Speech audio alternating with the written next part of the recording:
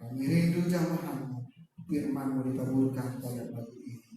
Lewat hamba-Mu, kami sambut di dalam nama Tuhan Yesus Kristus.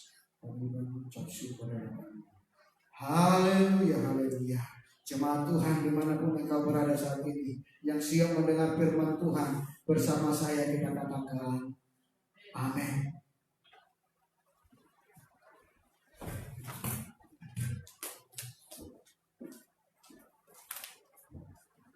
Shalom. Jemaat Tuhan yang ada di rumah saat ini, shalom.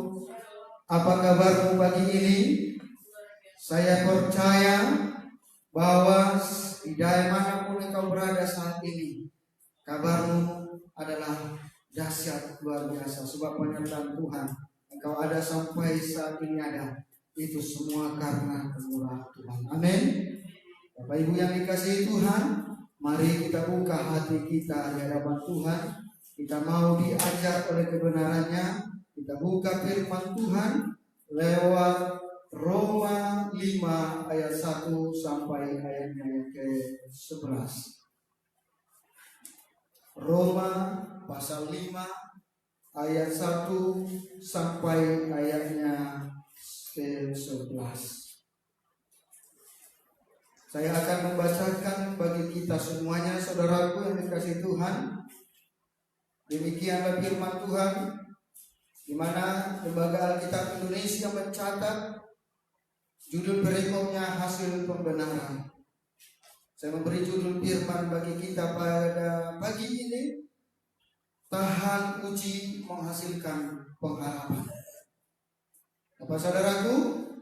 Tahan uji menghasilkan pengharapan. Ayat yang pertama demikian firman Tuhan. Sebab itu kita yang dibenarkan karena iman, kita hidup dalam damai sejahtera dengan Allah oleh karena Tuhan kita Yesus Kristus. Oleh Dia kita juga masuk oleh iman kepada kasih karunia ini. Di dalam kasih karunia ini kita berdiri dan kita bermegah dalam pengharapan dan menerima kemuliaan Allah. Dan bukan hanya itu saja, kita malah bermegah juga dalam kesengsaraan kita, karena kita tahu bahwa kesengsaraan ini menimbulkan ketekunan, dan ketekunan menimbulkan tahan uji, dan tahan uji menimbulkan pengharapan. Dan pengharapan tidak mengecewakan, karena kasih Allah telah dicurahkan di dalam hati kita oleh Roh Kudus yang telah dikaruniakan kepada kita. Karena waktu kita masih lemah, Kristus telah mati untuk kita, orang-orang durhaka pada waktu yang ditentukan oleh Allah. Sebab tidak mudah seorang mau mati untuk orang yang benar, tetapi mungkin untuk orang yang baik ada orang yang berani mati. Akan tetapi Allah menunjukkan kasih-Nya kepada kita oleh karena Kristus telah mati untuk kita ketika kita masih berdosa. Lebih-lebih karena kita sekarang telah dibenarkan oleh darah-Nya, kita pasti akan diselamatkan dari murka Allah. Sebab jikalau kita ketika masih seteru diperdamaikan dengan Allah oleh kematian anaknya, lebih-lebih kita yang sekarang telah diperdamaikan pasti akan diselamatkan oleh hidupnya. Dan bukan hanya itu saja, kita malah bermegah dalam Allah oleh Yesus Kristus Tuhan kita. Sebab oleh Dia kita telah menerima perdamaian itu. Demikian pembacaan firman Tuhan. Saudara yang dikasihi Tuhan, saudaraku, kalau kita melihat pada akhir zaman ini, kita akan melihat ada situasi yang keadaan semakin sulit. Sebagaimana firman Tuhan, bagaimana kita akan diproses, dibentuk sedemikian rupa, sehingga kita menjadi orang yang benar-benar menunjukkan kasih setia di dalam Tuhan. Saudaraku, pemurnian iman orang percaya saat ini sedang dikerjakan, ya. Dan hasilnya Tuhan mau saudaraku yang dikasihi Tuhan, segala proses yang Tuhan bentuk itu akan membuat engkau, saya, dan kita semua umat Tuhan menjadi pribadi yang tahan uji.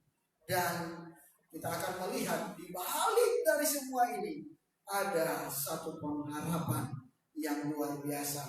Meskipun kita mungkin di dalam proses merasakan suatu hal yang menyakitkan. Saudaraku yang dikasihi Tuhan,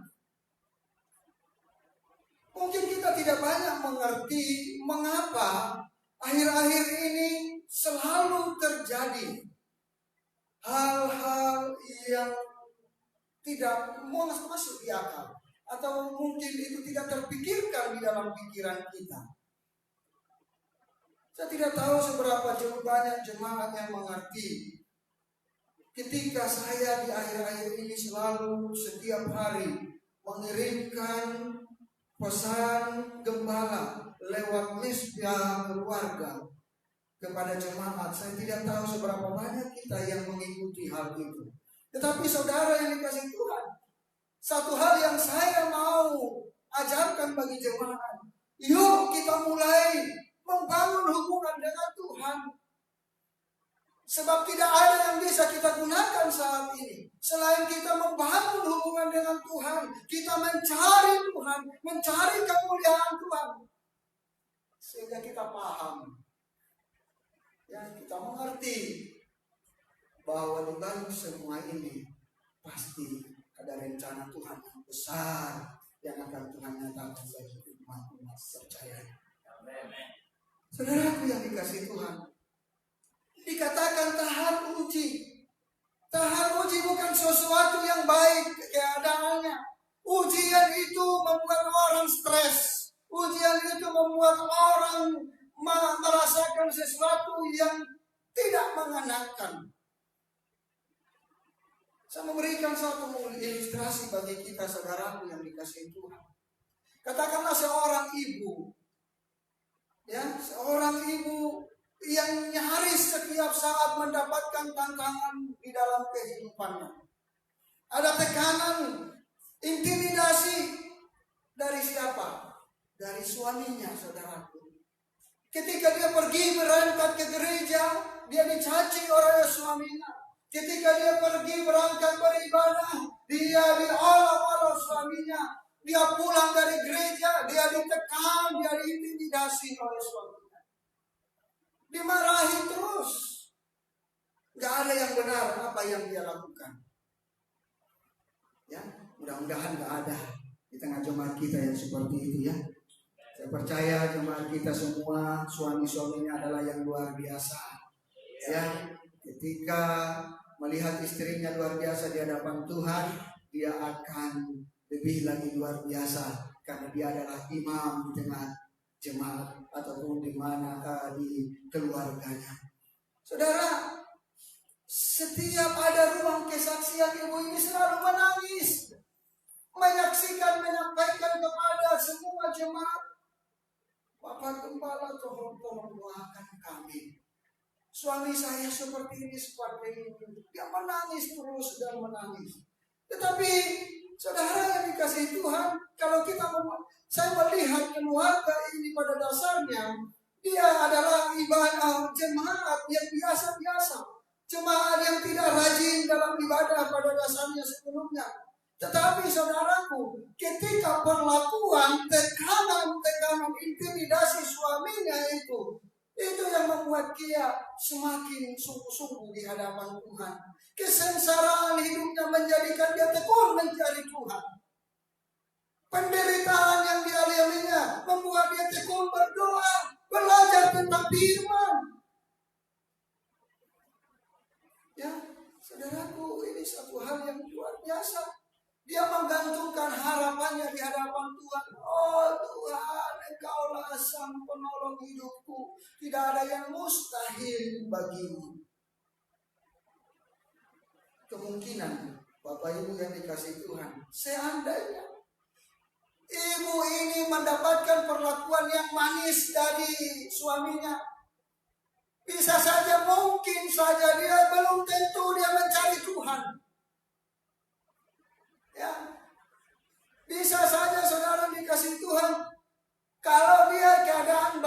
dan sebagainya.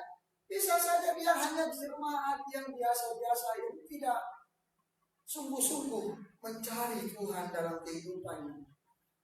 Tapi saudara dikasih Tuhan, keadaan memaksa dia sehingga dia harus mencari Tuhan. Keadaan memaksa dia sehingga dia harus bertegur lutut di hadapan Tuhan, memanggil nama Tuhan, menangis, mengadukan setiap persoalannya kepada Tuhan. Seperti yang dikatakan oleh Rasul Paulus di ayat yang ketiga. Dan bukan hanya itu saja, kita malah bermegah juga dalam kesengsaraan kita. Karena kita tahu bahwa kesengsaraan itu menimbulkan keteguhan. Saudaraku, kesengsaraan yang dialami oleh si ibu ini membuat dia semakin tekun, semakin mencari kemuliaan Tuhan di dalam kehidupannya.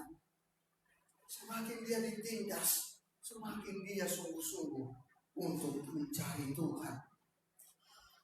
Saudaraku yang dikasihi Tuhan, orang yang tahan uji adalah orang yang sudah terbiasa dengan persoalan berat yang dialaminya, dan dia bisa menghadapinya dan menang atas masalah itu.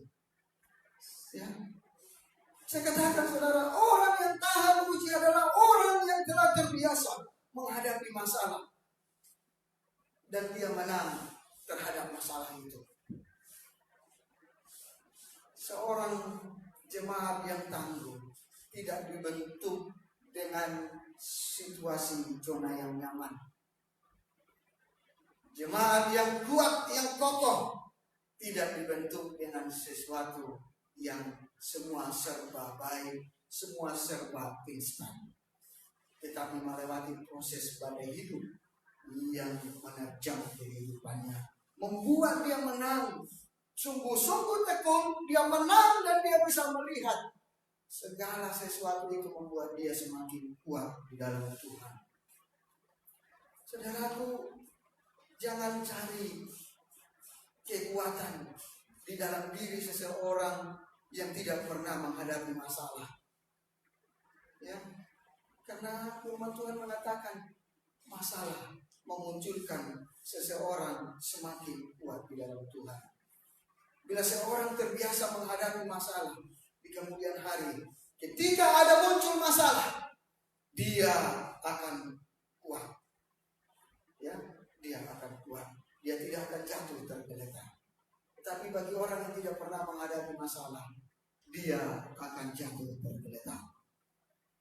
Saudaraku yang dikasihi Tuhan, problem yang kita akan hadapi ke depan sebagai jemaat Tuhan, kita menghadapi hari-hari menantikan kedatangan Tuhan.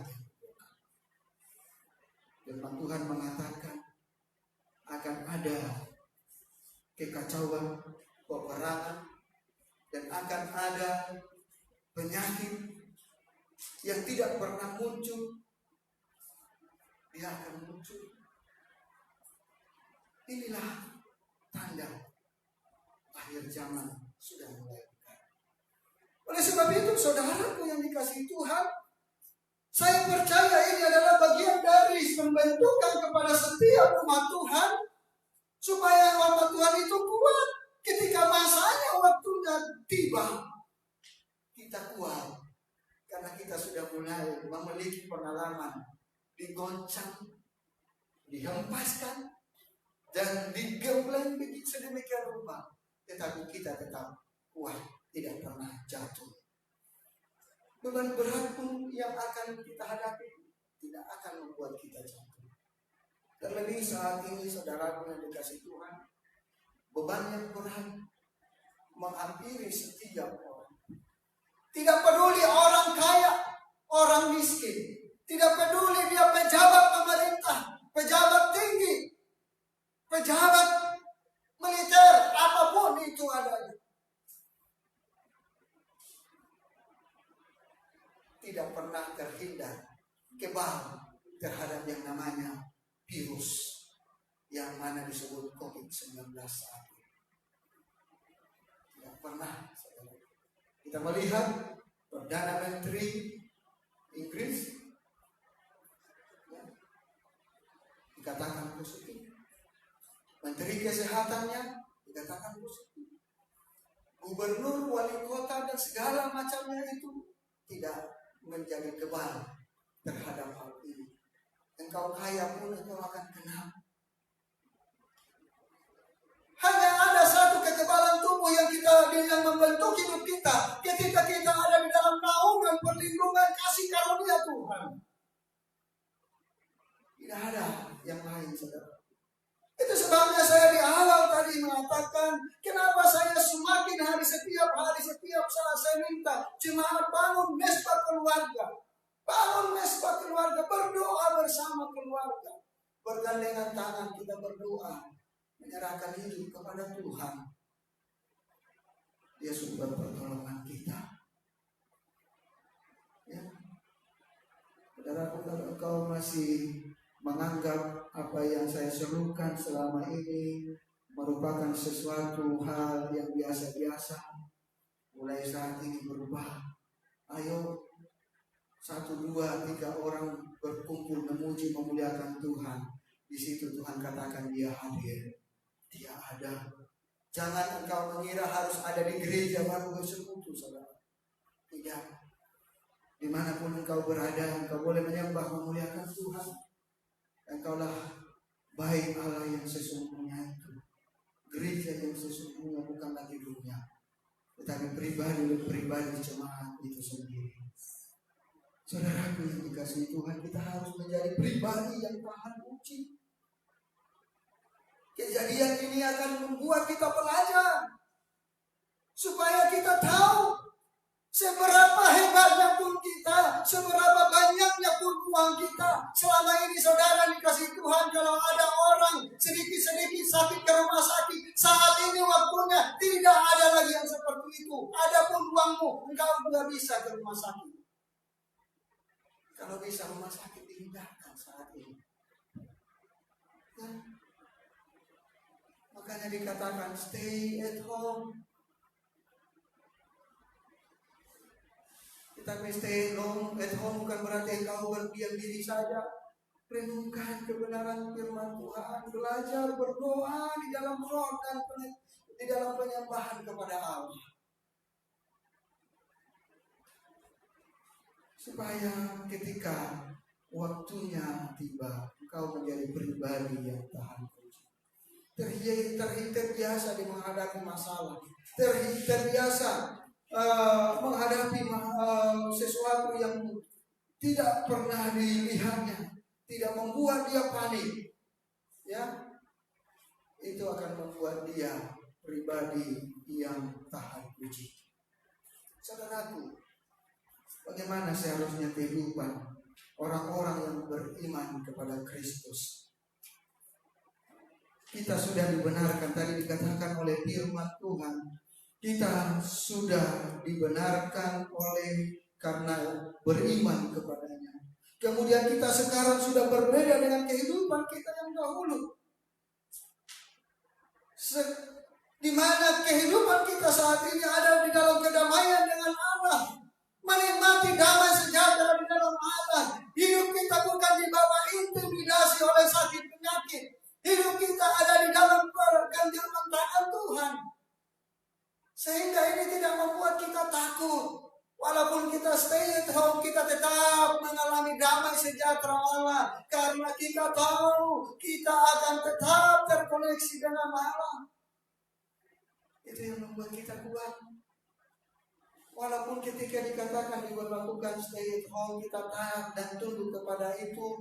Dan akhirnya saudara yang dikasihi Tuhan, ada yang kehilangan pekerjaan, ada yang dirumahkan, dan ada lain sebagainya, menerima setengah gaji untuk 1 bulan, untuk kebutuhan 1 bulan dibayar setengah bulan. Saudaraku yang dikasihi Tuhan, ini satu pelajaran bagi kita, supaya kita bisa mengikat pinggang kita, supaya kita bisa berlari-lari menuju kepada kasih karunia Tuhan. Seperti yang saya katakan, orang yang tangguh tidak dibentuk dengan sesuatu yang nyaman. Kalau kau mengharapkan sesuatu yang nyaman terus, belum tentu kau bisa bertumbuh dalam Tuhan. Tapi ini mungkin saja bagian dari rencana Allah di dalam goncangan ini.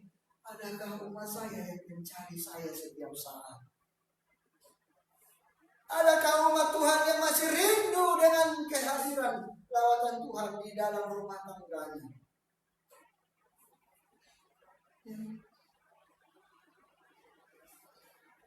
Saudaraku, Paulus memiliki konsep bahwa mengikut Kristus harus bangga dengan kesengsaraan yang didapatkan.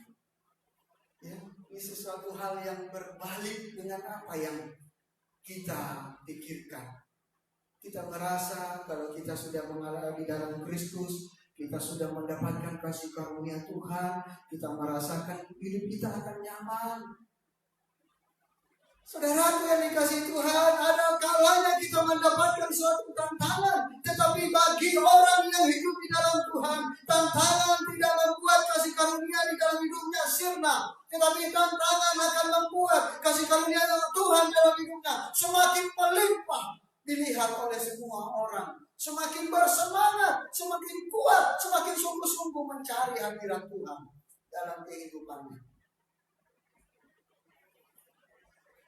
Ya, saudaraku, kesengsaraan dikatakan menimbulkan ketekunan. Ketekunan yang di sini saya melihat adalah kesabaran. Ketika kita mengalami kesengsaraan dalam kehidupan kita, ini membentuk kita semakin sabar, setia, tekun di dalam Tuhan. Sungguh-sungguh. Ya,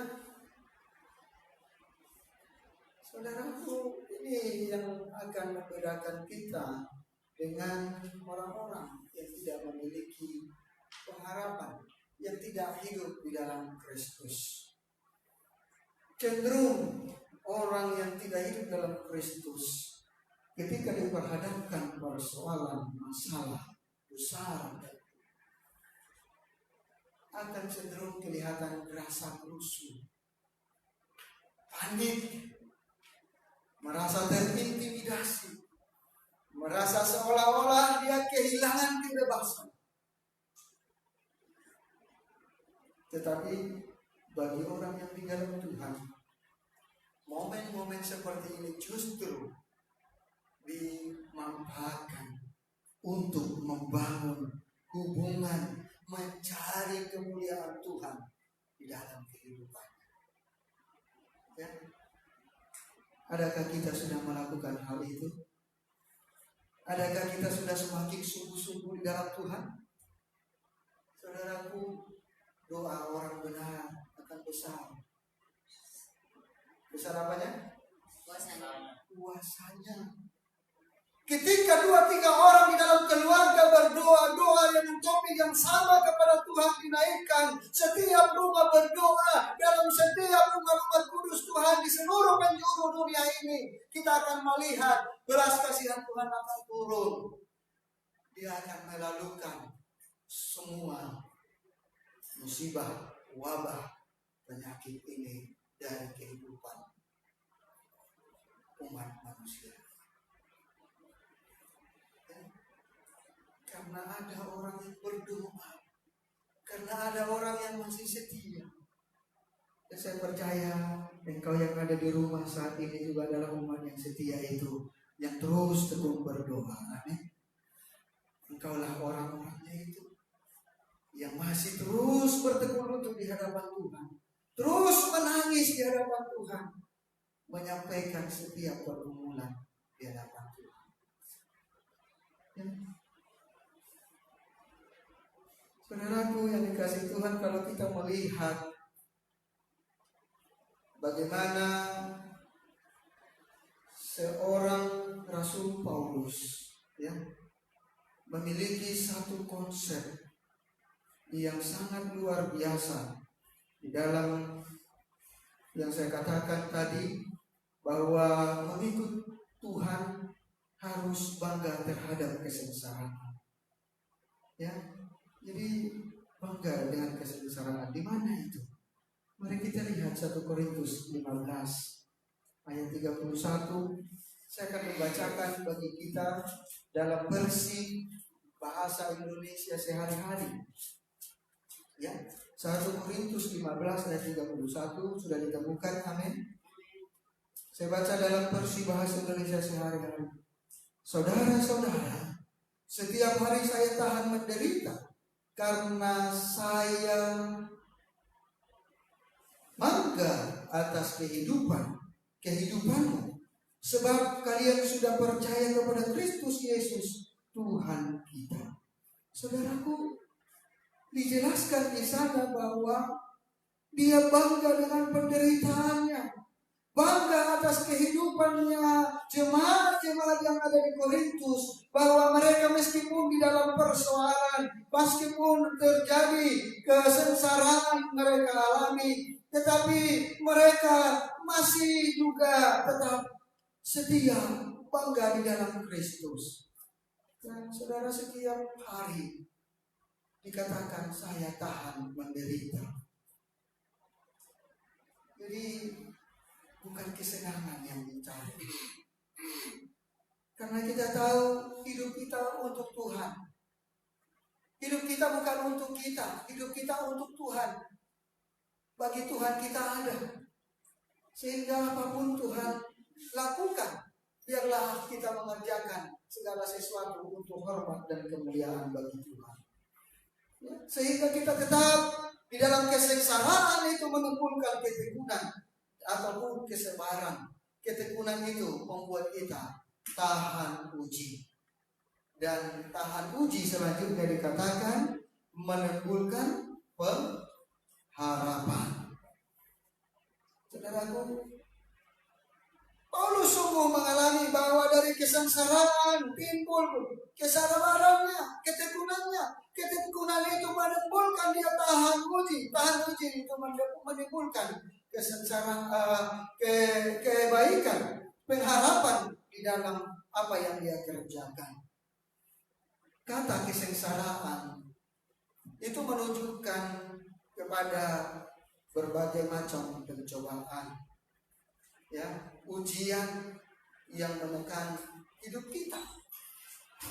Kesengsaraan, ujian, tekanan yang menekan hidup kita. Saudara, sesuatu bukan karena kesalahan kita, tetapi datang dalam hidup kita dan menyulitkan kehidupan kita. Bisa saja itu kebutuhan, ya, keuangan, keadaan yang tidak menguntungkan, penyakit, ya. Dan juga saudara yang dikasih Tuhan penganiayaan, persoalan-persoalan kompleks terjadi, apalagi di akhir-akhir ini, saudaraku. Kemarin saya tertarik membaca satu artikel dan saya sangat kaget. Judulnya di sana, saudaraku, dikatakan Amerika, USA panic buying gun, ya, panic buying magazine, senjata api. Ada satu kepanikan terjadi di sana, saudara dikasih Tuhan, dengan situasi yang saat ini terjadi. Kepanikan itu menimbulkan mereka, ada yang mengambil satu langkah, jatuh di dalam dosa, membuat satu keributan, kerusuhan, perampokan, sehingga orang-orang panik dan mereka mempersenjatai diri mereka dengan membeli senjata api. Wow, mereka sampai segitunya, saudara. Kalau di Indonesia, di Malaysia, di Singapura kemarin, orang panik market ataupun beli di supermarket kebutuhan kehidupan sehari-hari. Selain mereka panik beli sesuatu bahan makanan, mereka juga panik membeli senjata api untuk mempertahankan diri, supaya mereka tidak menjadi korban perampokan, begal, atau lain sebagainya. Ini yang akan terjadi bagi orang yang tidak hidup dalam Tuhan. Mereka akan panik, dan mereka yang panik mengambil satu langkah yang tidak benar, jatuh di dalam dosa. Mari kita berdoa untuk Indonesia tidak terjadi yang demikian. Sebab ada pengalaman yang terjadi di tengah bangsa kita ketika kepanikan terjadi, perusakan, kerusuhan, dan penjarahan di toko-toko dan di segala macam itu terjadi. Kita berdoa itu tidak terjadi. Kita tetap bagi orang-orang yang setia dalam Tuhan, kita menenangkan situasi. Tenangkan situasi. Jangan posting sesuatu hal-hal yang meresahkan. Ya, yang meresahkan orang lain. Posting sesuatu yang kabar-kabar baik, kabar gembira, kabar sukacita, kabar kelepasan kemenangan, supaya orang yang membacanya tidak larut dengan apa yang menjadi viral saat ini. Sehingga saudara yang dikasihi Tuhan, orang tidak memperbesar yang namanya COVID-19, tetapi orang memperbesar kemuliaan, kedahsyatan, keagungan Kristus yang ada di dalam penyertaannya di dalam kehidupan kita. Saudaraku, kita harus kuat di dalam Tuhan. Yakobus 1 ayat 12 menulis demikian. Berbahagialah orang yang bertahan dalam pencobaan, sebab apabila ia sudah tahan uji, ia akan menerima mahkota kehidupan yang dijanjikan Allah kepada barang siapa yang mengasihi Dia. Ya, saya percaya mahkota ini bagian dari jemaat-jemaat yang saya pimpin di gereja ini. Amin. Engkau yang ada di rumah saat ini, mahkota itu adalah bagian daripadamu, bagian kehidupan yang dijanjikan Allah kepadamu.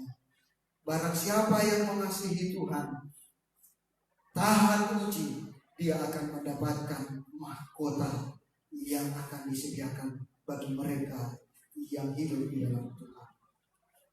Saudaraku yang dikasihi Tuhan, hari ini jangan marah. Bila Tuhan belum memberikan jalan keluar di dalam pergumulanmu, ya, jangan marah. Katakan kepada istrimu atau suamimu, sayang, jangan marah ya. Kalaupun sesuatu belum terjadi dari apa yang kita gumulkan.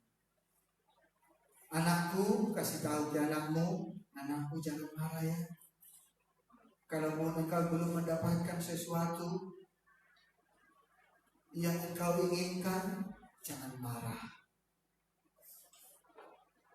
Jangan marah, karena Tuhan sedang mempersiapkan yang terbaik bagimu. Mungkin pergumulan ini adalah tanda dari surga agar kita mencari Tuhan. Amin. Mungkin persoalan ini mungkin membuat kita, memproses kita supaya kita semakin mencari kemuliaan Allah. Ya, supaya kita semakin mengandalkan Tuhan, supaya kita semakin erat kepada Tuhan, hidup di dalam pengharapan kepada Kristus. Ya, saudaraku, situasi ini, tekanan yang berat ini, jangan sampai membuat kita kehilangan pengharapan. Tapi saya mau mengajak kita semua, situasi ini adalah waktunya Tuhan untuk kita semakin sungguh-sungguh membangun hubungan dengan Dia. Ada amin? Jemaat Tuhan yang di rumah, amin? Bangun hubungan semakin sungguh-sungguh di dalam Tuhan.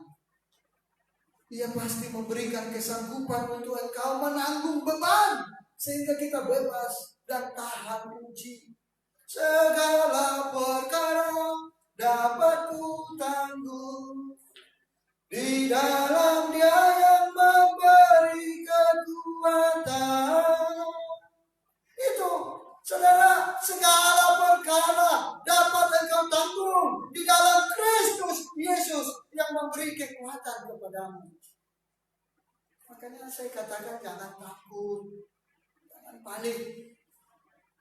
Ya, meskipun kenyataannya saudaraku yang dikasih Tuhan, bagaimana mungkin tidak khawatir? Kami kerja hanya dibayar separuh, Pak.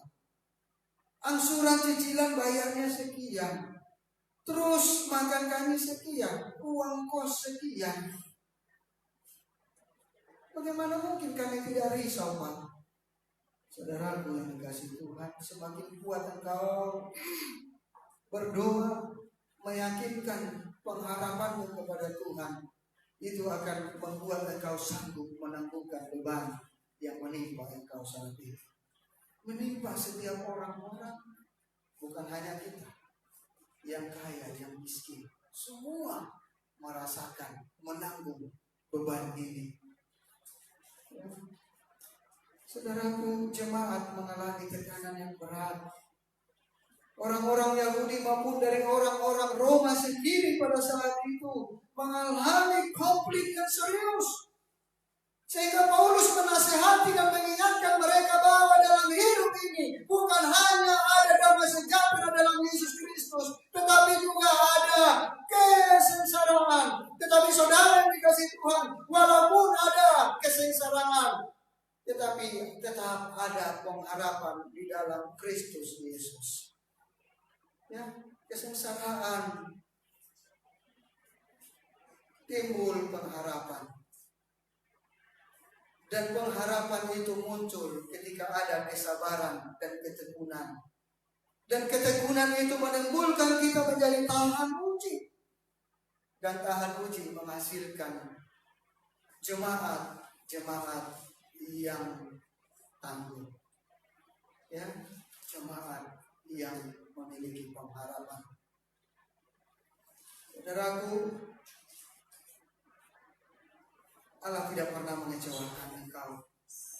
Karena Allah akan senantiasa mencurahkan segala kemurahannya lewat kuasa Roh Kudus dan menolong kita semuanya di dalam menjalani ataupun melewati hari-hari berat saat ini. Oleh sebab itu, saudaraku yang dikasihi Tuhan, walaupun dalam hidup ini ada kesengsaraan, tetapi ada Roh Kudus yang akan menolong kita melewati semuanya itu. Ada Roh Kudus yang tidak pernah meninggalkan kita. Ada satu pribadi, ada pribadi-pribadi yang selama ini mungkin menyertai engkau di dunia ini.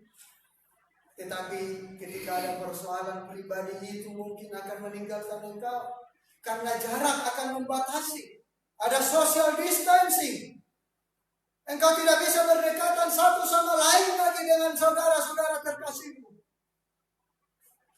Tetapi saudaraku yang dikasihi Tuhan, bersama Kristus tidak ada yang namanya jarak. Tidak ada social distancing bersama Kristus. Dia ada di dalam hatimu saat ini. Dia ada di dalam kehidupanmu saat ini. Izinkan dia bekerja di dalam kehidupanmu, memberi engkau kekuatan, memberi engkau kemampuan, meneguhkan engkau supaya engkau menjadi pribadi yang tahan uji. Engkau menjadi pribadi yang kuat, menjadi pribadi yang sungguh-sungguh di hadapan Tuhan, melewati setiap badai kehidupan, kesengsaraan. Ya, itu akan membuat pengharapan yang kekal di dalam kehidupan. Saudaraku yang dikasihi Tuhan,